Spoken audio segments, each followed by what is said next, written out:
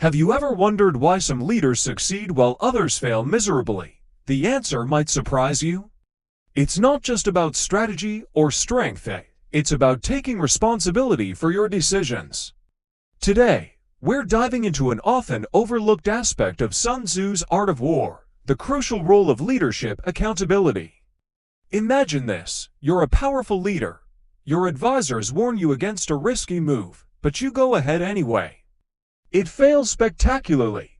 What do you do next? Your answer to this question could make or break your leadership. Let's look at some fascinating historical examples, the tale of two leaders. First, we have Liu Bang, the founder of the Han Dynasty. After a military setback, he did something unexpected. He released Liu Jing, an advisor who had cautioned against the campaign, from prison. Not only that, Liu Bang even made Liu Jing a marquis.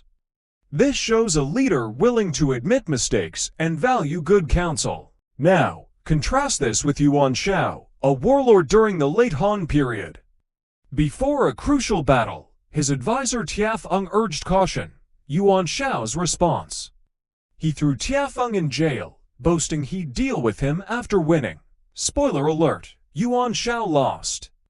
When news of the defeat reached the prison, Tiafeng knew his fate was sealed.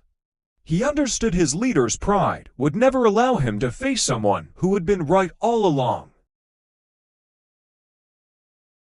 Sure enough, Yuan Shao had Tiafeng executed on false charges.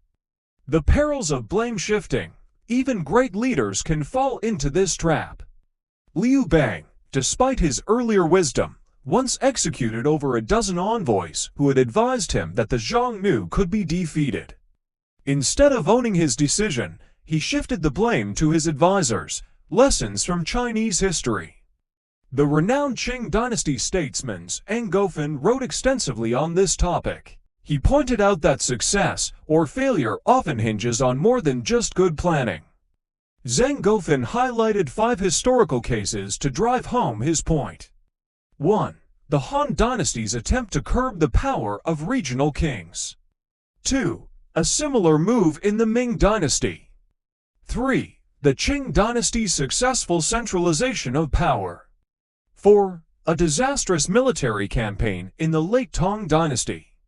5. The fall of the later Tang Dynasty. In each case, the outcome depended not just on the initial strategy, but on how leaders handled setbacks and whether they stood by their advisors. The mark of a true leader. Zhang Gofan concluded that blaming advisors for failures is the hallmark of a mediocre leader. He even critiqued himself, admitting that after military defeats, he sometimes couldn't help but show his frustration towards the advisors whose plans had failed. The takeaway. So, what's the big lesson here? Success and failure are never certain. Great leaders understand this.